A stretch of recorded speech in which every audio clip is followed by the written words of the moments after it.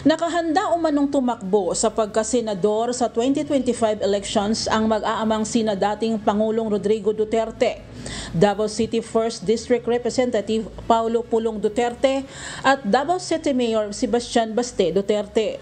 Pag-amin ni Vice President Sara Duterte, kinukonsidera na ngayon ng kanyang ama ang pagtakbo sa Senado. Sa kabila ng mga naunang pahayag ng dating Pangulo na matanda na siya at tapos na siyang maglingkod sa mga Pilipino. Lahat sila raring na tumakbo si PRD, Senator, yung kuya ko, si Paulo Duterte, yung congressman ngayon, Senator, si Sebastian Duterte. Consistent ang dating Pangulo bilang isa sa pangunahing napipisil na ibobotong senador sa 2025 elections batay sa resulta ng senatorial survey ng Okta Research, Tangery App, Social Weather Stations at Pulse Asia.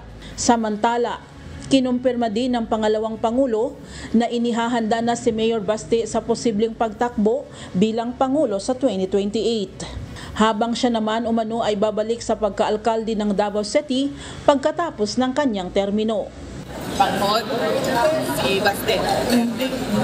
So, 2028. Si VP Sara ay panauhing pandangal sa ginanap na taunang OVP o Office of the Vice President Pride Reception kasama ang mga LGBT sa iba't ibang probinsya ng bansa sa Cagayan de Oro City kahapon June 25.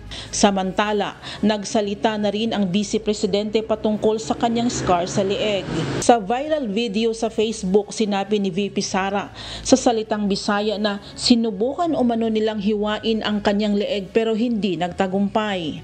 Sinubukan nila ako igurgur pero hindi sila nagtagumpay. June 12, unang nagpakita sa publiko si VP Sara sa Davao City matapos ang ilang linggong kawalan ng public engagements dahil sa pagkakasakit umano nito. Nang tanungin ng media kung nagkasakit ito, sinabi ng pangalawang Pangulo na okay na umano ito. Weng Fernandez, humahataw sa balita ngayon.